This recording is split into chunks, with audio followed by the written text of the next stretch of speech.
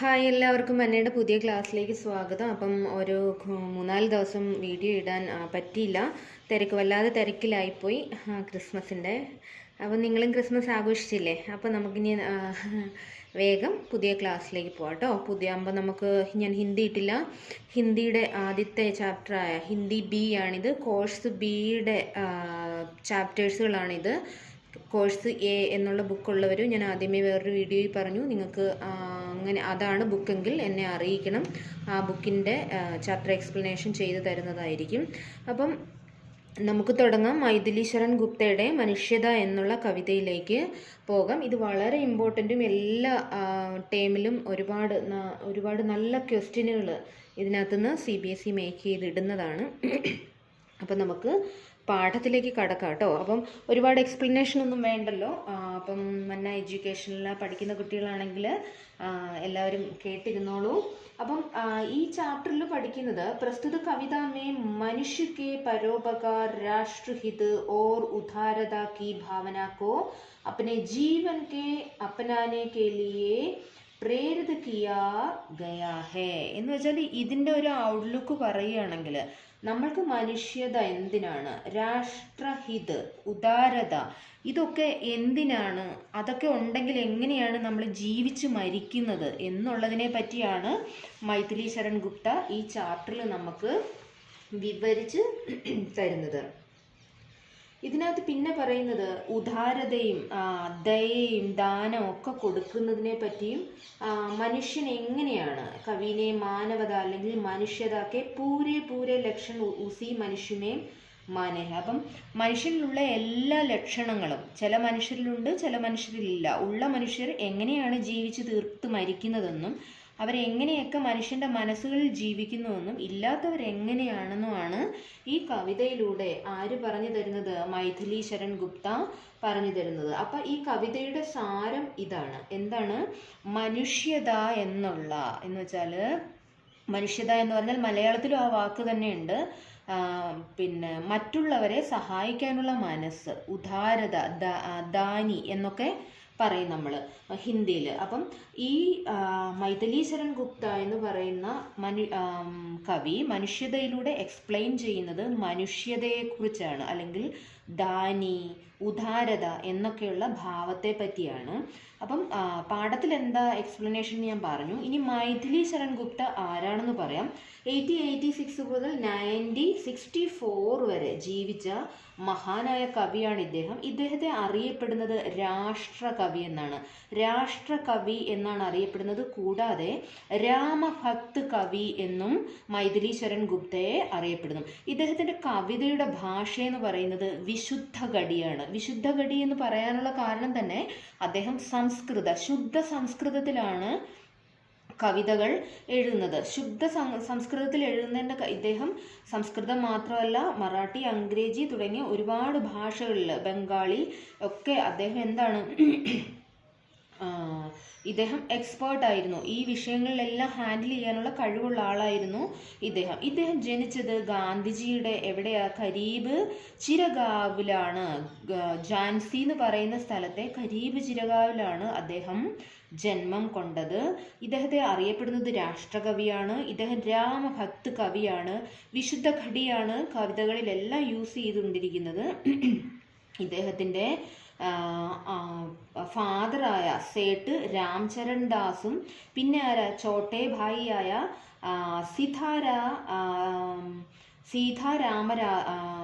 രമണനും എന്തായിരുന്നു പ്രസിദ്ധ കവികളായിരുന്നു എന്നാണ് ഈ ഒരു പോയറ്റിനെ പഠിക്കാനുള്ള ഈ ചെറിയൊരു പാരഗ്രാഫിലൂടെ നമുക്ക് പറഞ്ഞു തരുന്നത്. അപ്പം ഇത്രയും മനസ്സിലായല്ലോ. ഇനി നമുക്ക് ഇതിൻ്റെ അവരുടെ കവിതയിലേക്ക് നമുക്ക് പോകാം. കവിതകൾ ഓരോന്നോരോന്നായിട്ട് ഞാൻ എക്സ്പ്ലെയിൻ ചെയ്ത് തരാം. അപ്പോൾ നമുക്കിതിൻ്റെ ഓരോ ലൈനും വേഗം വായിച്ച് എക്സ്പ്ലെയിൻ ചെയ്യാം. ആദ്യത്തേതിനകത്ത് വിചാർ ലോക്കി മർത്യുഹോനെ മൃത്യു സേ ഡറേ കബി. മർത്യം എന്ന് വെച്ചാൽ മരണശീല. മർത്യം എന്ന് വെച്ചാൽ ഇതിൻ്റെ അർത്ഥം മരണശീല. ആരാണോ മരിക്കുന്നത് അവനെയാണ് മർത്യം എന്ന് പറയുന്നത്. മൃത്യു എന്ന് പറഞ്ഞാൽ നമുക്കറിയാം മരണം. അപ്പോൾ ഇതിനകത്ത് ആദ്യത്തെ ലൈനിൽ തന്നെ പറയുകയാണ് അദ്ദേഹം, എന്തിനാണ് നമ്മൾ മരണത്തെ ഇങ്ങനെ ഭയപ്പെടുന്നത്? മരോ പരന്തു യോ മരോ കി യാതു ജോ കരോ സബി. മരിക്കുകയാണെങ്കിൽ എന്ത് വേണം? മറ്റുള്ളവർ ഓർക്കുന്ന രീതിയിൽ വേണം മരിക്കാൻ. മറ്റുള്ളവർ ഓർക്കുന്ന രീതിയിൽ എങ്ങനെ, എന്താണ് അദ്ദേഹം ഇവിടെ ഉദ്ദേശിച്ചത്? നമ്മൾ മരിക്കുകയാണെങ്കിൽ മറ്റുള്ളവരുടെ മനസ്സിൽ ദുഃഖമുണ്ടാകണം. അതുപോലെ നല്ല മനുഷ്യനായി മരിച്ച് ജീവിക്കണമെന്നാണ് ഈ വരിയിലൂടെ നമുക്ക് പറഞ്ഞു തരുന്നത്. ഹുയിനയോം സുമൃത്യു തോ വൃഥാ മരേ വൃഥാ ജിയേ. സുമൃത്യു. സുമൃത്യു എന്ന് വെച്ചാൽ എന്താണ് മക്കളെ? സുമൃത്യു എന്ന് വെച്ചാൽ ഗൗരവശാലി മൃത്യു എന്നാണ് അർത്ഥം. ഗൗരവശാലി മൃത്യു എന്ന് വെച്ചാൽ നല്ല മരണം. നല്ല മരണം ഇല്ലെങ്കിൽ എന്താ? വൃഥാമരെ, വെറുതെ മരിക്കുക. വൃഥാജിയെ, വെറുതെ ജീവിച്ചു മരിച്ചു. ഇത് മാത്രമാണ് സുമൃത്യു ഇല്ലെങ്കിൽ മനുഷ്യൻ്റെ അവസ്ഥ എന്നാണ് കവി പറഞ്ഞു തരുന്നത്. മരാനഹി വഹി കി ജോ ജിയാന അപ്കോലിയെ. ഇതിൻ്റെ അർത്ഥം എന്ന് പറഞ്ഞാൽ कोई ऐसा महान और गौरवशाली काम करते करते मरो ताकि तुम्हारी मृत्यु गौरवशाली मृत्यु कहलाता है എന്ന് വെച്ചാൽ, അപ്പം ഇതിനകത്ത് പറയാവുന്നത് സ്വന്തമായിട്ട് അവനവന് വേണ്ടി ജീവിച്ച് വെറുതെ ആർക്കും അറിയാത്ത ഒരു മനുഷ്യനായി ജീവിച്ച് മരിക്കാതെ എങ്ങനെ മരിക്കണമെന്നാണ് പറയുന്നത്? ഒരു ഗൗരവശാലി മൃത്യു, ഒരു നല്ല സുമൃത്യു ഉണ്ടാക്കണം എന്നാണ് കവി പറയുന്നത്. വഹി പശു പ്രകൃതി ഹേക്ക് ആപാപ് ഹി ചരെ.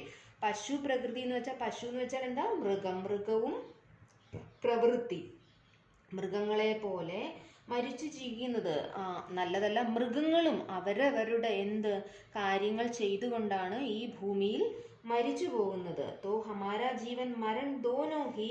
അപ്പം അങ്ങനെ ജീവിക്കുകയാണ്, ഒന്നിനും കൊള്ളാതെ ജീവിക്കുകയാണെങ്കിൽ നമ്മളുടെ ജീവിതവും മരണവും എന്തായിപ്പോവും? വ്യർത്ഥമായി പോകുമെന്നാണ് കവി ഇവിടെ പറയുന്നത്. വഹി മനുഷ്യ ഹേക്കി മനുഷ്യ കേലിയെ മരോ. മനുഷ്യനാണെങ്കിൽ മനുഷ്യനെ പോലെ ജീവിച്ചു മരിക്കൂ എന്നാണ് ഇതിനകത്ത് പറയുന്നത്. അപ്പം ഇതിൻ്റെ മൊത്തത്തിലുള്ള ഒരു അർത്ഥം എന്ന് പറയുന്നത് എന്താണ്? ജോ ദൂസരോ കോ ഹിതപൂർത്തി കെ ലിയെ അപ്പന ജീവൻ ഹോത്താ ഹേ. മറ്റുള്ളവർക്ക് വേണ്ടി ജീവനെ എന്ത് ചെയ്യണം? നന്നായിട്ട് ജീവിച്ച്, എന്ന് വെച്ചാൽ നമ്മൾ മലയാളത്തിൽ പറയത്തില്ലേ, ജീവിക്കുന്നെങ്കിൽ ആണുങ്ങളെ പോലെ ജീവിച്ച് മരിക്കണമെന്ന്. അത്രയേ ഉള്ളൂ അദ്ദേഹം ഇവിടെ പറഞ്ഞിട്ടുള്ളത്. നന്നായിട്ട് ജീവിക്കണമെന്നാണ് പറഞ്ഞേക്കുന്നത് കേട്ടോ.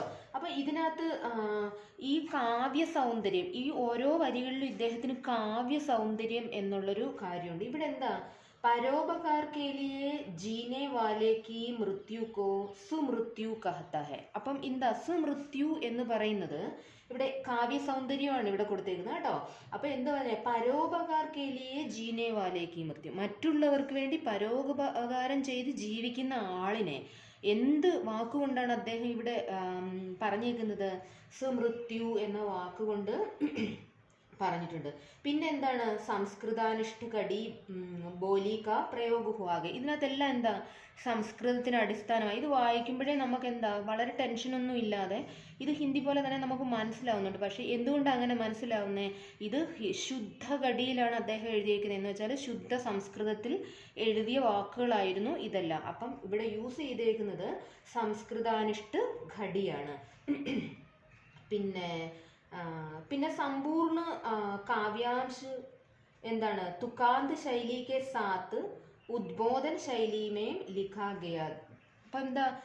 സമ്പൂർണമായിട്ടുള്ള കാവ്യാംശം, കവിത തന്നെ എഴുതിയാണെങ്കിലും എന്താണ്? അർത്ഥങ്ങളുള്ള, വായിക്കുമ്പം തന്നെ അർത്ഥം മനസ്സിലാവുന്ന ഒരു വരികളായിട്ടാണ് അദ്ദേഹം നമുക്കിത് എഴുതി തന്നേക്കുന്നത്. അപ്പോൾ ഇത്രയൊക്കെയാണ് ഈ ഒരു ലൈനിൽ നമുക്ക് ഈ ഒരു കാവ്യാംശിൽ പഠിക്കാനുള്ളത്. അപ്പോൾ കാവ്യാംശ 2 പോവുകയാണെങ്കിൽ ഇതിനകത്ത് എന്താ? ഇത് ഞാനിപ്പോൾ എല്ലാം ഇങ്ങനെ വായിച്ചുകൊണ്ടിരുന്ന ഒരുപാട് സമയമാവും. അതുകൊണ്ട് ഞാനിപ്പം വേഗം പറഞ്ഞു തരാം. ഇപ്പോൾ ആദ്യത്തേതിനകത്ത് നമ്മളെന്താ എങ്ങനെ ജീവിച്ച് മരിക്കണമെന്ന് പറഞ്ഞു. ഇനി രണ്ടാമത്തത് പറയുന്നത് ഉസി ഉദാർ കി കഥ സ്വസ്തി ബഖാനാനി എന്ന് പറഞ്ഞാൽ ഉദാർ എന്ന് വെച്ചാൽ ധാനി, ധാനിയായ, ബഖനാന എന്ന് വെച്ചാൽ വർണ്ണൻ കർണ, ധാനിയായ മനുഷ്യനെ എങ്ങനെയാണ് അദ്ദേഹം അടുത്ത വർണ്ണന ചെയ്യുന്നത്. അടുത്ത കാവ്യാംശില് അദ്ദേഹം ഉദാരമതികളായ എന്ന് വെച്ചാൽ മറ്റുള്ളവരെ സഹായിക്കുന്ന ആൾക്കാരെ പറ്റിയാണ് ഇതിനകത്ത് പറഞ്ഞേക്കുന്നത്. എന്താ, प्रस्तुत कविता में कवि उदारता के भाव पर प्रकाश डालता हुआ है, അല്ലെങ്കിൽ कहता है कि सरस्वती उसी उदार मनुष्य का गुणगण करती है. എന്തോ ആരുടെ അടുത്താണ് സരസ്വതി ഉള്ളത്? ഈ ധാനിയായ മനുഷ്യന്റെ അടുത്ത് സരസ്വതി ഉണ്ടെന്ന് പറഞ്ഞിട്ടുണ്ട്. പിന്നെന്താ പറഞ്ഞേക്കുന്നേ? ഇങ്ങനെയുള്ളവരെ സരസ്വതി വാഴ്ത്തിപ്പാടും. സരസ്വതി എന്ന് ഉദ്ദേശിച്ച വാക്കുകളാണ് കേട്ടോ. അപ്പം നല്ല ഒരാളൊരു കാര്യം ചെയ്താൽ നമ്മൾ അവരെ നല്ലതെന്ന് പറയത്തില്ല. അപ്പം നമ്മുടെ നാക്കിൽ ആരാണ് വിളയാടുന്നത്? സരസ്വതി വിളയാടുന്നു എന്നാണ് പറയുന്നത്. സരസ്വതി വാഴ്ത്തിപ്പാടുക എന്ന് വെച്ചാൽ നമ്മൾ തന്നെ അദ്ദേഹത്തെ പറ്റി, അവരെ പറ്റി നല്ലത് പറയും എന്നാണ് പറയുന്നത്. സംസാർ കെ സാത്ത് അഖണ്ഡ് ആത്മീയത രക്ത ഹെ എന്ന് വെച്ചാൽ മനുഷ്യന്റെ ഇടയിലാണ് എന്തുള്ളത്? ആത്മീയത ഉള്ളത്. പൃഥ്വി കി ഐസെ ഉദാർ പങ്ക്തിയോ കി പ്രതി കൃതജ്ഞ ഹോത്ത ഹെ. ഇവിടെ പറഞ്ഞിട്ടുണ്ട്, അങ്ങനെയുള്ളവരെ ആര് തന്നെ കൃതജ്ഞത ചെയ്യും, കൃതാർത്ഥ ചെയ്യും? ഭൂമി തന്നെ അവരെ വാഴ്ത്തിപ്പാടും. ഉദാരമതികളെ ഭൂമി തന്നെ വാഴ്ത്തിപ്പാടും എന്നാണ് ഈ ലൈനുകളിൽ പറഞ്ഞിട്ടുള്ളത്. പിന്നെ പറഞ്ഞിട്ടുണ്ട്, തഥാ ഉസി ഉദാർക്കോ സമസ്ത സൃഷ്ടി പൂജിതി എന്ന് വെച്ച് പിന്നെന്താ പറയുന്നത്? ഇവരെ സമസ്ത സൃഷ്ടികളും വാഴ്ത്തിപ്പാടും, പൂജിക്കും. പിന്നെ അഖണ്ഡ് ആത്മഭാവു ജോ അസീം വിശ്വമേ ഭരോ തൊട്ട് മനുഷ്യ കേ ലിയേ മറോ, ഹി മനുഷ്യ ഹേ കി ജോ മനുഷ്യ കേ ലിയേ മറോ എന്നിവിടെ പറഞ്ഞേക്കുന്നത്, सब व्यक्ति उस उदार चेतना का सम्मान करते हैं. कवि का मानना है कि यही वह भाव है जिसे ഏകത ഓർ അഖണ്ഡത ഏക് നയി ദിശ മിൽത്തി ഹെ. ഇങ്ങനെയുള്ളവർ ഏകതയും അഖണ്ഡതയും ഒക്കെ കൂടെ ചേർന്ന് പുതിയൊരു വഴി ധാനികൾ അല്ലെങ്കിൽ ഉദാരമതികൾ കാണിച്ചു തരും. അവരെന്താണ്? അവർ മനുഷ്യകുലത്തിൻ്റെ അധികാരികളാണ്, അല്ലെങ്കിൽ അസീമമായ സ്നേഹമുള്ള മനുഷ്യരാണ് ഉദാരമതികൾ എന്നാണ് പറയുന്നത്. അപ്പം എന്താ ലാസ്റ്റ് പറയുന്നു, വഹി മനുഷ്യ ഹേ, നമ്മൾ മനുഷ്യരാണോ? ജോ മനുഷ്യ കേലിയെ മറോ, മനുഷ്യന് വേണ്ടി മരിക്കൂ എന്ന് വെച്ചാൽ മനുഷ്യതാക്കി രക്ഷാക്കെ നിമ്നിത് അപ്പനെ പ്രാണോങ്കോ ബലിദാൻ ദേത്തേ ഹേ, ബലിദാൻ കൊടുക്കണം എന്നാണ് പറയുന്നത്. ഇനി ഇവിടെ പറയുന്നത് ശ്രുതാർത്ഥ് രന്തിദേവ്. അപ്പം ഇതിൻ്റെ കാവ്യ സൗന്ദര്യം എന്ന് പറയുന്നത്, ഒരു മനുഷ്യൻ ഒരാൾക്ക് എന്താ ഒരുപാട് കീർത്തി ഉണ്ടാവണമെങ്കിൽ അവൻ ആരായിരിക്കണം? ഉദാറായിരിക്കണം എന്നാണ് പറഞ്ഞിരിക്കുന്നത്. അതേ ഉള്ളൂ ഇവിടുത്തെ ഈ കാവ്യത്തിൽ ഉദാരമതികളെ പറ്റിയാണ് പറയുന്നത്. ഇത് നമ്മൾ എങ്ങനെ മനുഷ്യൻ ജീവിക്കണം എന്നാണ് പറയുന്നത്. ഇനി ഉദാരമതിയായ രാജാവായ രന്തിദേവിനെ പറ്റിയാണ് ഇവിടെ അടുത്ത കാവ്യാംശിൽ പറയുന്നത്. ഇവിടെ പറയുന്നത് എന്താണ്? പരമദാനി രാജ, പരമന എന്ന് വെച്ചാൽ ഒരുപാട് ദാനം കൊടുക്കുന്ന രന്തിദേവ് തീവ്ര ഭൂഖ് സെ വ്യാകുൽ ഹോത്തെ ഹുവേ ഭി ഉനോ ഏക് ഭൂഖേ വ്യക്തി കി ദേഖകർ അപ്പനെ ഭോജൻ കി താലി ഉസേ ദേ ദി തി. ഇതിനകത്ത് പറയുന്നത് മഹാരാജാവായിരുന്നിട്ട് പോലും അദ്ദേഹത്തിന് അങ്ങനെ കൊടുക്കേണ്ട ഒരു കാര്യമില്ല. ഇവിടെയാണ് നമ്മൾ ദാനം കൊടുക്കുന്ന അല്ലെങ്കിൽ വിശന്നിരിക്കുന്നവന് ഭക്ഷണം കൊടുക്കുന്നതിൻ്റെ വലിയ വില ഒരു മഹാരാജാവിലൂടെ കഥയിലൂടെ നമുക്ക് പറഞ്ഞു തരികയാണ്. ഋതാർത്ഥ് രന്തിദേവ് എന്ന് പറയുന്ന മഹാനായ രാജാവാണ്. അദ്ദേഹം ഭക്ഷണം കഴിച്ചുകൊണ്ടിരുന്നപ്പം വിശന്നടുത്തിരുന്ന അല്ലെങ്കിൽ ദൂരെ എവിടെയോ അദ്ദേഹം കണ്ട ഒരു മനുഷ്യന് അദ്ദേഹം കഴിച്ച പാത്രം നീട്ടി അവൻ്റെ വിശപ്പ് മാറ്റി എന്നാണ് ഇവിടെ പറയുന്നത്. പിന്നെന്താ പറയുന്നത്? दधीचीने मानवता के हितार्थ देवताओं एवं दानवों के युद्ध में देवताओं की विजय के लिए എന്തു കൊടുത്തു? അദ്ദേഹത്തിൻ്റെ ജീവൻ. ഇവിടെ ദധീജി എന്ന് പറയുന്നത് ഒരു മുനിയാണ്. ദേവന്മാർക്ക് ജയിക്കാൻ വേണ്ടി അദ്ദേഹത്തിൻ്റെ ജീവൻ തന്നെ ബലിദാനമായിട്ട് കൊടുത്തു എന്നാണ് ഇവിടെ കിടപ്പുണ്ട്. നിങ്ങൾക്കിത് ദധീജി എന്നുള്ള വാക്കിനെ അർത്ഥം നോക്കാൻ ചെല്ലരുത്. ഇത് ഒരു മുനിയുടെ പേരാണ്. മുനി എന്ന് പറഞ്ഞാൽ അറിയത്തില്ല, ഋഷി വര്യൻ്റെ പേരാണിത്, ദധീജി എന്നുള്ളത്. അപ്പം അദ്ദേഹത്തിൻ്റെ മഹാരാജാവ് അദ്ദേഹത്തിൻ്റെ ഭക്ഷണം കൊടുത്തു. ദധീജി അദ്ദേഹത്തിൻ്റെ ജീവൻ കൊടുത്തു ഇന്ദ്രന്, ദേവലോകത്തെ ജയിപ്പിക്കാൻ വേണ്ടി. പിന്നെ ഗന്ധാർ ദേശമേ രാജ उशीनर ने एक पक्षी के प्राण बचाने के लिए अपने शरीर का मांस दान कर दिया. ഇവിടെ ദന്താൻ രാജാവിനെ പറ്റി പറയുന്നുണ്ട്. അദ്ദേഹം എന്തു പറ്റി? അദ്ദേഹത്തിൻ്റെ ശരീരത്തിൻ്റെ മാംസം കൊടുത്തു ആ പക്ഷിയെ രക്ഷിക്കാൻ വേണ്ടി. പിന്നെ ഇവിടെ പറയുന്നുണ്ട് ആരാണ്? കർണിനെ ശരീർ ചർമ്മബി ദിയ. എന്തിനു വേണ്ടി? സഹർഷ് വിർ ഉന്നതി ദേഹ കെ ലിയേ അനാദി ജീവ് ക്യാഡറെ. അപ്പം പിന്നെന്താണ് പറയുന്നത്? പിന്നെ അറിയാം, കർണൻ, സൂര്യൻ്റെ മകനായ കർണൻ. നമ്മൾക്ക് ആ കഥയൊക്കെ നന്നായിട്ട് അറിയാം, എക്സ്പ്ലനേഷൻ്റെ ആവശ്യമുണ്ടെന്ന് എനിക്ക് തോന്നുന്നില്ല. കർണൻ അദ്ദേഹത്തിൻ്റെ കവചകുണ്ടലങ്ങൾ. കവചകുണ്ടലം എന്ന് പറയുമ്പോൾ നമുക്ക് സിമ്പിളായിട്ട് തോന്നും, പക്ഷേ എന്താണ്? പുരാണങ്ങളിൽ അദ്ദേഹത്തിൻ്റെ സ്കിന്നിലാണ് അതൊട്ടിയിരുന്നത്. അത് തന്നെ വലിച്ചു പറിച്ച് അദ്ദേഹം കൊടുത്തു എന്നുള്ള, അത്രയ്ക്ക് ധാനികളായ മനുഷ്യർ ഈ ഭൂമിയിൽ ജീവിച്ചിരിക്കുമ്പം നമ്മൾ എന്തിനാണ് കൊടുക്കാൻ മടിക്കുന്നത്, നന്നായിട്ട് ജീവിക്കാൻ മടിക്കുന്നത്? വഹി മനുഷ്യഹീക്കെ, മനുഷ്യനാണോ? മനുഷ്യക്കേലിയെ മറോ, മനുഷ്യനെ പോലെ ഗൗരവശാലിയായിട്ട് മരിക്കൂ എന്നാണ് ഈ കാവ്യാംശിലെ അർത്ഥം. ഇതിനകത്ത് എന്താണ്? ഏത് രസത്തിൻ്റെ, വീരരസങ്ങളുടെ പ്രയോഗമാണ് ഈ കാവ്യാംശിൽ പറഞ്ഞു തന്നിരിക്കുന്നത്. എന്ത് രസമാണ്? വീരരസം. അപ്പോൾ ഇത്രയും മനസ്സിലായല്ലോ. ഇനി നമുക്ക് അടുത്തതിലേക്ക് പോകാം. അടുത്ത നാലാമത്തെ കാവ്യാംശിലേക്ക് പോകാം. നാലാമത്തെ കാവ്യാംശിലേക്ക് പോകുമ്പം രാഷ്ട്രകവി മൈഥിലി ശരൺ ഗുപ്ത इन पंक्तियों में सहानुभूति और परोपकार की भावना एवं करुणा को मनुष्यता का ഗുണ ഗാൻതേ ഹെ. അപ്പം ഇവിടെ എന്താ? സഹാനുഭൂതി ചാഹിയേ മഹാവിഭൂതി ഹേ ഹി എന്ന് പറഞ്ഞാൽ, സഹാനുഭൂതി എന്ന് വെച്ചാൽ ഏക ദൂസരേക്കെ പ്രതി ദുഃഖക്കെ ഭാവക്കോ അനുഭവ കർണ. ഒരാൾ മറ്റുള്ളവരുടെ ദുഃഖത്തിൽ, ഇത് മനസ്സിന് വിഷമുണ്ടാക്കി, എന്താ പ്രശ്നം എന്ന് വെച്ചാൽ അതനുസരിച്ച് അയാളെ സഹായിക്കാനുള്ള കടമയാണ്, അങ്ങനെ ഉണ്ടാകുന്ന ഭാവത്തെയാണ് സഹാനുഭൂതി എന്ന വാക്കുകൊണ്ട് ഉദ്ദേശിക്കുന്നത്. അപ്പോൾ ഇവിടെ എന്താ പറയുന്നത്? സഹാനുഭൂതി, ഈ ഒരു കാവ്യാംശിൽ, ഒരു ഖണ്ഡിൽ അദ്ദേഹം പറയുന്നത് മനുഷ്യന് സഹാനുഭൂതി വേണമെന്നും, സഹാനുഭൂതി എന്നാൽ മഹാവിഭൂതി എന്നാണ് പറയുന്നത്. മഹാവിഭൂതിയാണ് എന്ത്? സഹാനുഭൂതി എന്ന. മഹാവിഭൂതി എന്ന് വെച്ചാൽ എന്താ? മഹാൻ വ്യക്തിക്ക് ഗുണരൂപി പൂജി. മഹാൻ വ്യക്തികളുടെ ഗുണരൂപമാണ് സഹാനുഭൂതി എന്നാണ് ഇവിടെ അദ്ദേഹം പറയുന്നത് കേട്ടോ. അപ്പം സഹാനുഭൂതി एक श्रेष्ठ गुण है, दूसरों के दुख को अपना दुख मानना और उसी के अनुसार आचरण करना मनुष्य की സംചിത് പൂഞ്ചി ഹെ. അപ്പം എന്താ പറഞ്ഞ, ഒരാളുടെ ദുഃഖം അനുസരിച്ച് മനസ്സിലാക്കുകയും വിഷമിക്കുകയും സഹായിക്കുകയും ചെയ്യുന്നതാണ് സഹാനുഭൂതി. സഹാനുഭൂതി എന്താണ്? ഒരു മഹാനുഭൂതിയാണ്.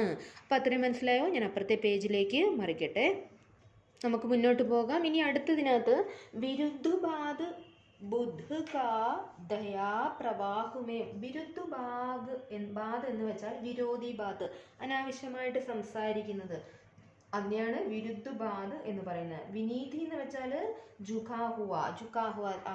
എന്താ? ഈ ആവശ്യമില്ലാത്ത വാക്കുകൾ. പിന്നെ പറയുന്നത് എന്താ? മഹാത്മാ ബുദ്ധ കാ തത്കാലീൻ അമാജു ഉൻകാ വിരോധിത. അപ്പം എന്താ?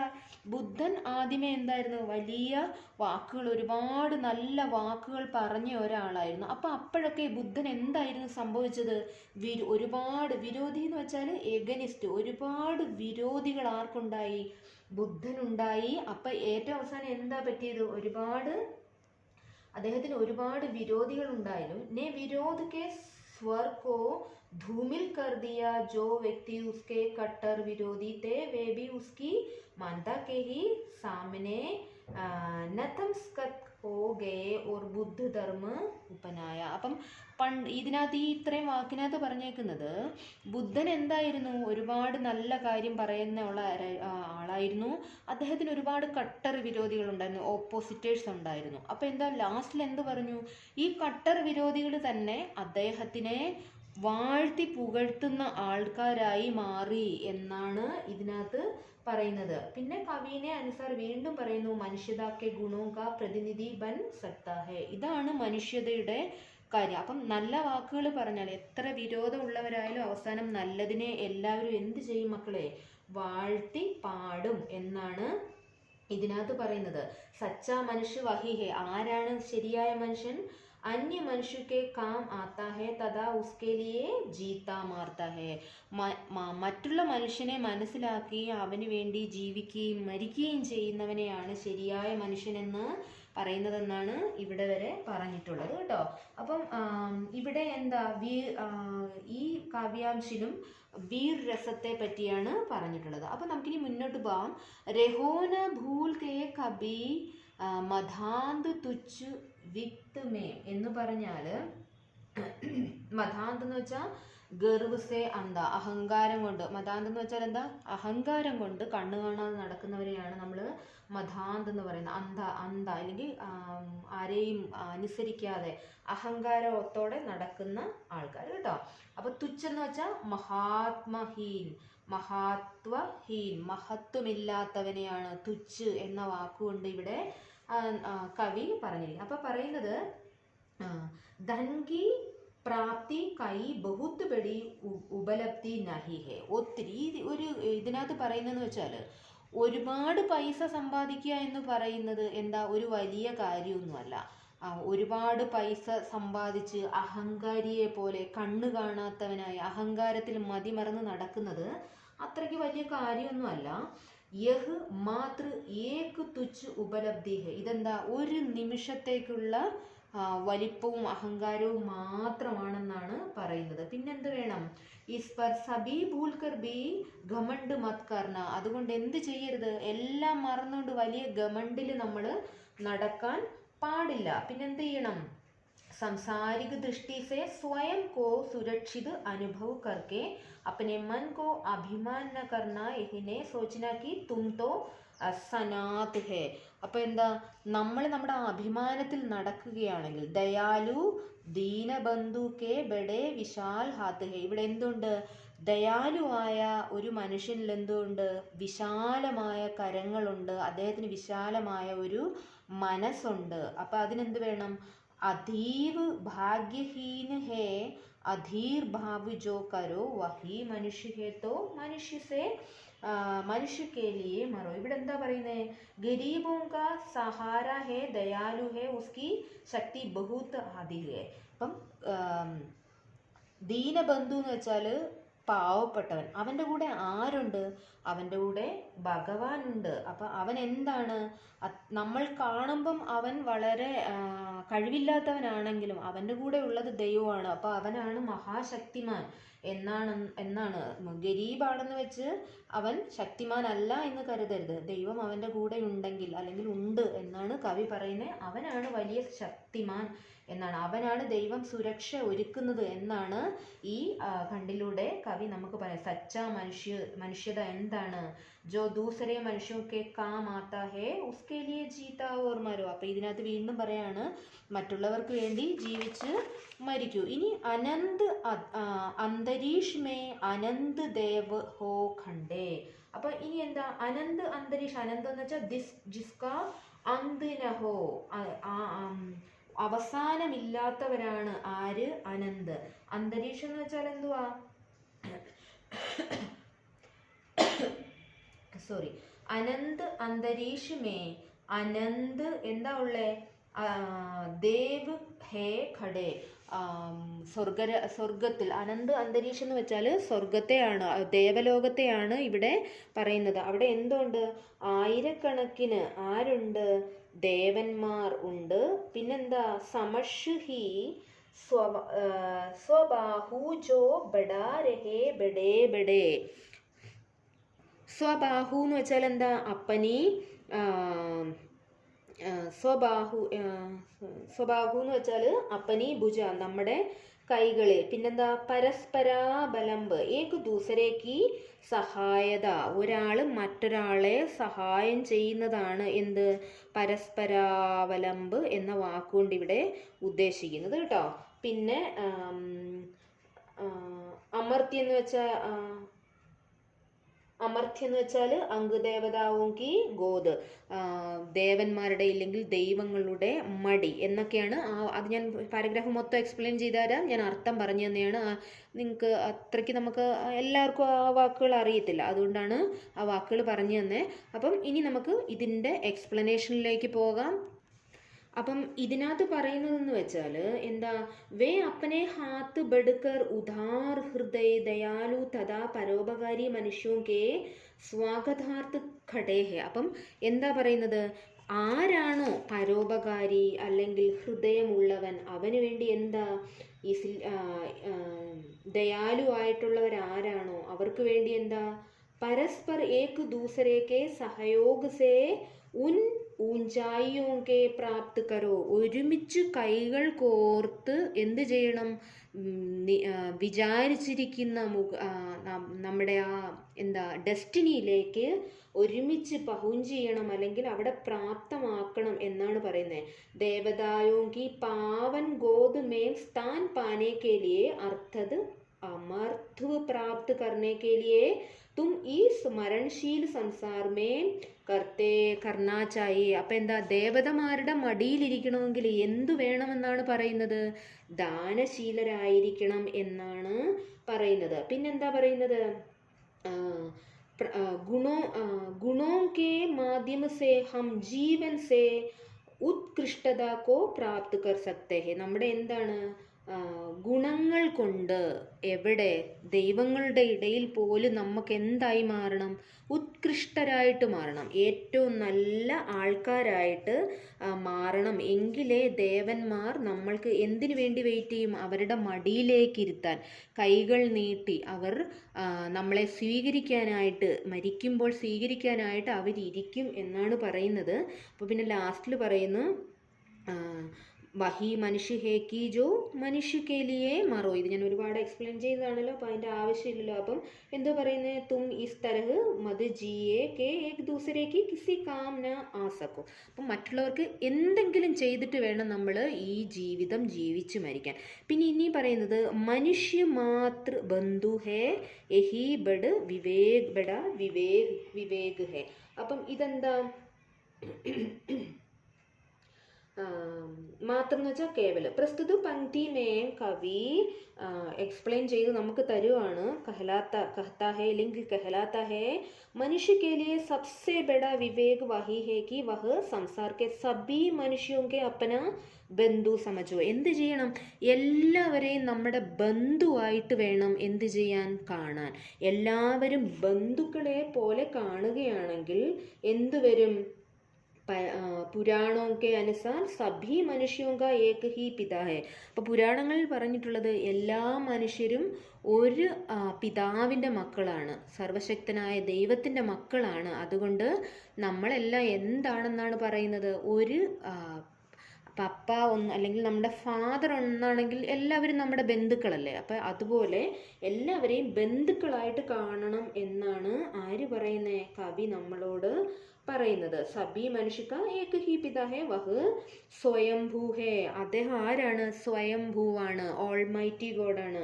യഹ് ടീക് ഹെ കി വിവിധ കർമ്മോം കെ ഫലാനുസാർ ഏ സബ് ആപ്പസ് മേം ഭിന്ന ഹേ. പിന്നെന്താ ഇവിടെ വന്നിട്ടുള്ള കാര്യം, എല്ലാവരും ഒന്നാണെങ്കിലും നമ്മളുടെ പ്രവൃത്തിയുടെ അനുസരിച്ച് നമുക്ക് എന്താണ്, നമ്മൾക്ക് കിട്ടുന്ന ഫലങ്ങളും ഡിഫറെൻ്റ് ആയിരിക്കും, ഭിന്നായിരിക്കും. പരന്തു ആന്തരിക ദൃഷ്ടി സെ സബിയൊക്കെ. പക്ഷെ എന്താണ്, എല്ലാം പറഞ്ഞു വരികയാണെങ്കിലും നമ്മളെല്ലാവരും ഒന്നാണെന്നാണ് ഇതിനകത്ത് പറയുന്നത്. അതുകൊണ്ട് നല്ല മനുഷ്യനായിട്ട് ജീവിക്കൂ, സച്ച മനുഷ്യനായിട്ട് ജീവിക്കൂ, മറ്റുള്ളവരുടെ കഷ്ടങ്ങളെ പരിഹരിച്ചു കൊടുക്കൂ, മറ്റുള്ളവർക്ക് വേണ്ടി ജീവിച്ചു മരിക്കൂ എന്നാണ് ഇതിനകത്ത് അദ്ദേഹം പറയുന്നത്. അപ്പം ഇനി ഇതിൻ്റെ നോക്കുക ലാസ്റ്റാണ്. ലാസ്റ്റ് ഖണ്ഡിലേക്ക് കാവ്യാംശിലേക്ക് പോവുകയാണെങ്കിൽ പറയുന്നത് ചലേ അഭിഷ്ട മാർഗമേ സഹർഷ് കേൾത്തേ ഹുവേ എന്നുള്ള വാക്കിനകത്ത് അഭിഷ്ടം എന്ന് വെച്ചാൽ എന്താ, ഇച്ഛിത്, അവനവന് ഇഷ്ടമുള്ള. പ്രസ്തുത പങ്ക്തിയിൽ എന്താണ് അദ്ദേഹം പറയുന്നത്, ആകെ ബഡ്തേ രഹനേക്ക് പ്രേരണ നമുക്ക് തരികയാണ്. എന്താ, നമുക്കൊരു ലക്ഷ്യമുണ്ട്, നമുക്കൊരു ലക്ഷ്യമുണ്ട്. ആ ലക്ഷ്യത്തിലൂടെ, നമ്മുടെ ലക്ഷ്യം എന്താ, പരോപകാരം ചെയ്യുക എന്നുള്ളതാണ്. ആ ലക്ഷ്യത്തിലൂടെ മുന്നോട്ട് പോകണം.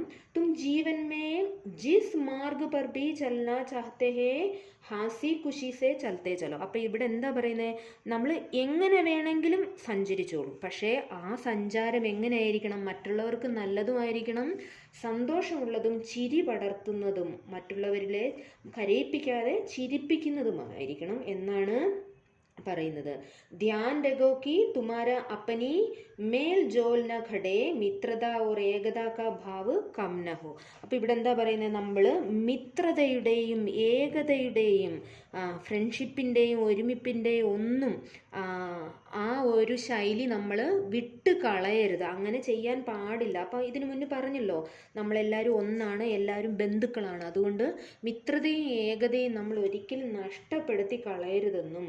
പിന്നെന്താ ഇവിടെ പറഞ്ഞിട്ടുണ്ട്, ഘടേന ഹേൽ മേൽ ഹാം ബെഡേന വിഭിന്നത കബി. ഇതൊക്കെ എന്താ, ആപ്പസ്മേ വിഭിന്നതാമേ വൃദ്ധി നഹോ. വിഭിന്നത ഉണ്ടാക്കരുത്, ഡിഫറൻസിയേഷൻ ഉണ്ടാക്കി കാണിക്കരുത് മനുഷ്യരുടെ ഇടയിൽ. നമ്മൾ ഒരാൾ കാണിക്കാതിരുന്നാൽ മറ്റൊരാൾ കാണിക്കത്തില്ല, അങ്ങനെ അതിനെ വലിയൊരു ചങ്ങലയാക്കി മാറ്റൂ. വിഭിന്നത ഉണ്ടാക്കരുത് എന്നാണ് പറയുന്നത്. എങ്ങനെ വിഭിന്നത ഉണ്ടാക്കരുത്, വർഗ്, ജാതി, രംഗ്, രൂപ്, പ്രാതിദേശ് ആദിനെ അന്തർന ബടോ. നമ്മൾ ഒരാളുടെ രൂപവും സ്വഭാവം, കളറും ജാതിയും ഒന്ന് കണ്ട് എന്ത് ചെയ്യരുത്, അലകാക്കാൻ ശ്രമിക്കരുത്. ഒരാളുടെ മക്കളാണ്, അതുകൊണ്ട് ഏകതയോടെ ജീവിക്കൂ എന്നാണ് മഹാകവി മൈഥിലി ശരൺ ഗുപ്ത നമ്മളോട് പറയുന്നത്. അപ്പോൾ ഇതിനകത്ത് പറയുന്നത് എന്താ, മത് ബന്ധ് ഓ സമ്പ്രദായ സതർക്ക് ഹോക്കർ ഉസ് തർക്കതീത് ഏകതാ കോ ബടനെ മേ സഹयोग दो. അപ്പോൾ എന്താ, ഈ മതങ്ങളെ പറ്റിയൊക്കെ പറഞ്ഞ് വെറുതെ അടി കൂടാതെ ഏകതയോടെ ഒരുമിച്ച് കൈകോർത്ത് മുന്നോട്ട് പോകണം എന്നാണ് പറയുന്നത്. സച്ചാ മനുഷ്യ ഹേ ജോ മനുഷ്യ കേലിയെ മറോ. നമ്മൾ യഥാർത്ഥ മനുഷ്യരാണോ എങ്കിൽ മനുഷ്യനെ പോലെ ജീവിച്ചു മരിക്കൂ എന്നാണ് ഇതിനകത്ത് പറയുന്നത്. അപ്പം മാം ഇതിനകത്ത് കറക്റ്റായിട്ട് എല്ലാ വരികളുടെ അർത്ഥം ഇതിനകത്ത് പറഞ്ഞു തന്നിട്ടുണ്ട്. അപ്പം നല്ലപോലെ ഇത് 1-2 പ്രാവശ്യം കേൾക്കുമ്പം നന്നായിട്ട് മനസ്സിലാവും. ഇതിനകത്തെ ക്വസ്റ്റ്യൻ ആൻസറുകളൊക്കെ വളരെ ഇമ്പോർട്ടൻ്റ് ആണ്. അപ്പം ഇനി നമുക്ക് അടുപ്പിച്ച് നിങ്ങളുടെ പോർഷൻസ് എല്ലാം ഞാൻ കണ്ടിന്യൂസ് ആയിട്ടിട്ട് കംപ്ലീറ്റ് ചെയ്ത് തരാം. അപ്പം എല്ലാവർക്കും ഇഷ്ടപ്പെട്ടല്ലോ മക്കളെ, നമ്മൾ നന്നായിട്ട് പഠിച്ചോളൂ കേട്ടോ. പഠിച്ച് ഇപ്പോഴത്തെ 2ാമത്തെ പരീക്ഷയുടെ പാറ്റേണും ഒരല്പം ബുദ്ധിമുട്ടുള്ളതാണെന്ന് തന്നെയാണ്. അപ്പം സമയമില്ല, വേഗം പഠിച്ചോളൂ. എല്ലാവരും ഒരുപോലെ മുന്നിലേക്ക് വരട്ടെ, നമുക്ക് ഒരുമിച്ച് സഞ്ചരിക്കാം. ഓൾ ദി ബെസ്റ്റ് മക്കളെ. ഇഷ്ടപ്പെടുവാണെങ്കിൽ ലൈക്ക് ചെയ്യണം കേട്ടോ. താങ്ക്